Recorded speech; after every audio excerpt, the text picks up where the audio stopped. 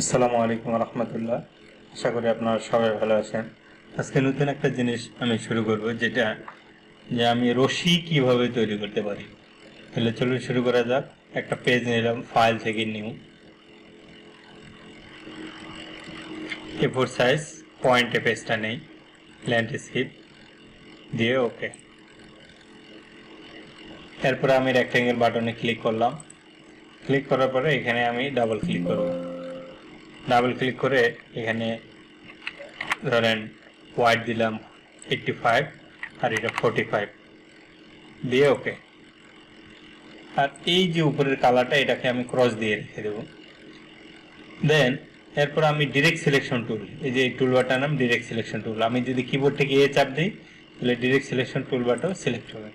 তো আমি এই পয়েন্টটা ক্লিক করলাম, আমি তারপরে এই যে পয়েন্টটা আসছে এটাতে একটু বাঁকা করে নিলাম, আবার দেন এই পয়েন্টে ক্লিক করে আবার একটু বাঁকা করে নিলাম।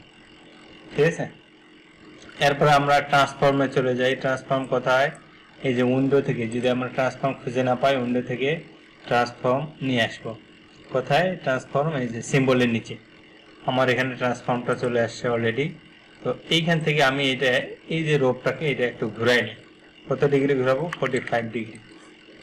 একটু হালকা করে ঘুরাই নিলাম। ঠিক আছে, আর স্টকটা একটু বাড়াই নিই। স্টক আছে 1, স্টক একটু আমি 5 দিই। দেওয়ার পরে কি করব? অবজেক্টে যাব। অবজেক্টে যাওয়ার পরে পাথ থেকে আউটলাইন স্টক করব। আউটলাইন স্টক করলে আমার এটা এরকম হয়ে যাবে। এরপর আমি সুইচে যাব। সুইচ মানে আমার কালারটা কোথায় আছে দেখেন, এই যে সুইচ।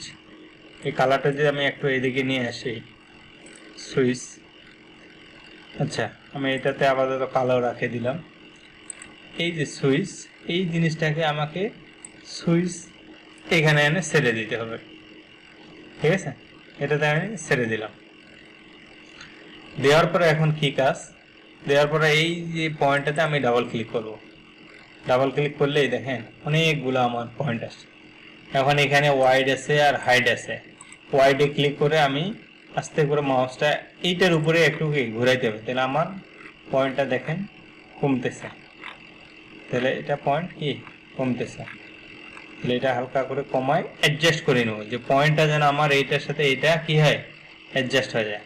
তাহলে আমি 64 দিব, দিলে দেখবেন এটাও কিন্তু অ্যাডজাস্ট হয়ে গেছে। দেখেন এটা অ্যাডজাস্ট হয়ে গেছে।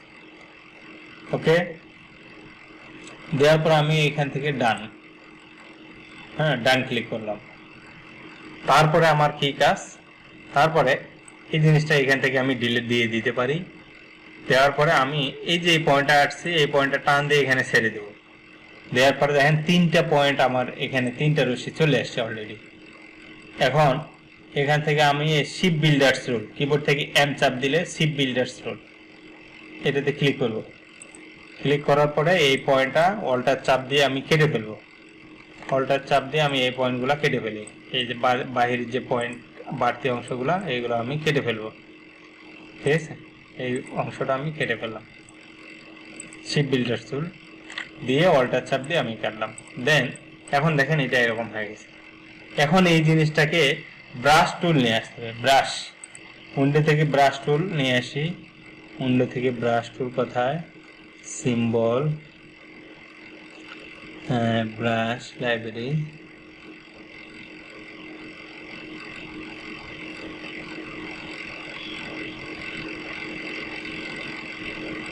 উইন্ডো থেকে এই যে ব্রাশ F5, এই ব্রাশ টুলে আমি এটা এনে ছেড়ে দেব। দেন প্যাটার্ন ব্রাশ, এটাতে ক্লিক করব। ওকে, ঠিক আছে। এইখান থেকে আমি মেথডটা কি করব? 3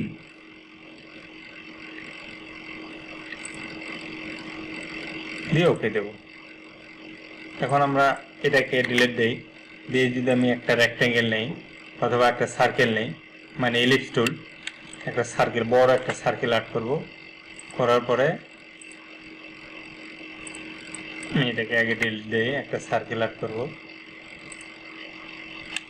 বড় একটা সার্কেল নেব, নেওয়ার পরে আমরা এইখান থেকে ক্লিক করে দেব।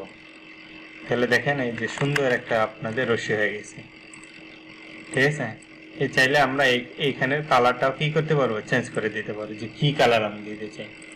ঠিক আছে, তাহলে আমরা কালার, যে কোনো কালার, এই রশিটার কালার দিতে পারবো। এখান থেকে চাইলে আমি স্টকটাও বাড়াই দিতে পারবো, যে কতটুকু স্টক দরকার, বেশি বড় হয়ে গেছে শুরু করে দিই। ঠিক আছে, তাহলে কালার এভাবে চেঞ্জ করতে পারবো, স্টক বাড়াইতে পারবো। রশিটা এভাবে আমরা যার যেরকম রশি দরকার সেই ধরনের কালারফুল রশি তৈরি করতে পারবে। তো আশা করি আপনারা সবাই বুঝছেন। আজকে এই পর্যন্ত। আসসালামু আলাইকুম রহমতুল্লাহ।